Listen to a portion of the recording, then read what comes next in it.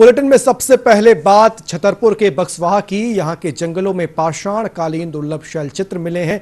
इन अद्भुत शैल चित्रों के चलते ये जंगल और ये इलाका पूरे भारत में अपनी नई पहचान बना रहा है। एक रिपोर्ट देखिए।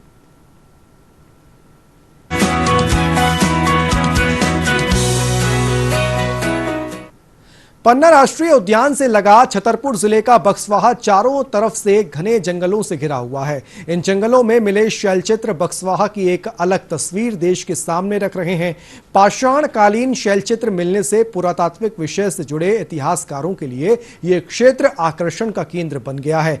भारतीय पुरातत्व विभाग की रिपोर्ट में कहा गया है कि बक्सवाहा के जंगल के शैलचित्र पाषाण युग से संबंधित हैं। पाषाण कालीन शैलचित्र अकेले बक्सवाहा के जंगल में ही नहीं बल्कि छतरपुर जिला के विभिन्न ब्लॉक्स में पाए गए हैं, जैसे मोना सैया, जटाशंकर, देवरा, अंबापानी, नाचनकूड़ा, पतुरिया, हाथी चट्टा सहित बक्सवा के ढीमर कुआं, भीमगढ़ में भी इसी तरह के पाषाण कालीन शैलचित्र पाए गए हैं। यह एक लंबी श्रृंखला है और केन नदी से लगे हुए क्षेत्र में अधिकतर पाए गए हैं। बक्सवाहा के जंगलों में अभी 3 बड़े शैल मिले हैं। इनसे पता चलता है कि बक्सवाहा का जंगली इलाका प्राचीन काल से मानव रहवास का रहा है। यहाँ के शैल चित्रों की प्रागैतिहासिक पाषाण काल के हैं। इनकी रचना काल 4000 ईसा पूर्व से 10,000 ईसा पूर्व तक माना जा सकता है। प्रागैतिहासिक है ये, इसका मतलब ये होता है कि पाषाण कालीन है ये, और पाषाण काल में मध्य पाषाण काल के हैं ये, क्योंकि इतनी प्राचीनता मतलब जो मानव का जो एक डेवलपमेंट का जो एक सिस्टम रहा है उस कड़ी का पहला रूप है पाषाण काल। और उस समय ये आदि मानव जंगल में रहता था और अपने यहाँ पे इनके शैलाश्रय हैं उन गुफाओं पर ये इस तरह की पेंटिंग्स करता था, क्योंकि पेंटिंग ही एक ऐसा माध्यम था जो कम्युनिकेशन का साधन है और एजुकेशन का भी एक साधन था। आने वाली पीढ़ी को जो है ना समझाने के लिए कि किस जानवर का शिकार करना है, किस जानवर से डरना है, कैसे शिकार करना है, वो सब शिकार के ही दृश्य इन शैल चित्रों में हमको दिखाई देते हैं।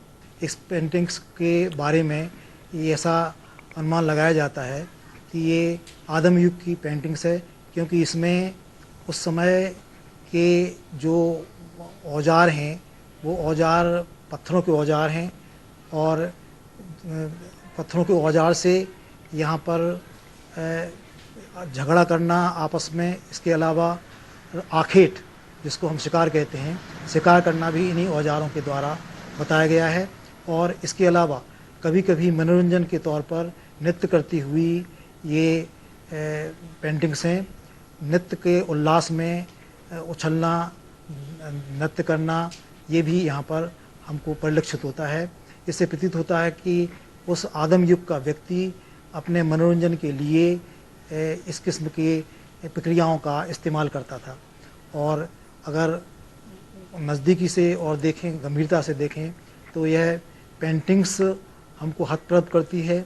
और अगर हम इसकी तुलना खजुराहो से करें तो खजुराहो में जीवंत मूर्तियां हैं। निश्चित तौर पर उन जीवंत मूर्तियों की अपेक्षा ये जो रॉक पेंटिंग्स है, जो रेखांकन है, वो बहुत महत्व रखते हैं, क्योंकि मूर्ति बनाना सहज है और ये मूर्तियां 9वीं शताब्दी की, लेकिन ये रॉक पेंटिंग्स है वो आदम युग की है। आदम युग का मतलब ये है कि जब इस विश्व में, इस हिंदुस्तान में मानव सभ्यता का प्रारंभिक दौर चला, प्रारंभिक विकास हुआ था। इस तरह से ये इसका एक अलग महत्व है। बक्सवाहा घने जंगलों के बीच बसा हुआ क्षेत्र है।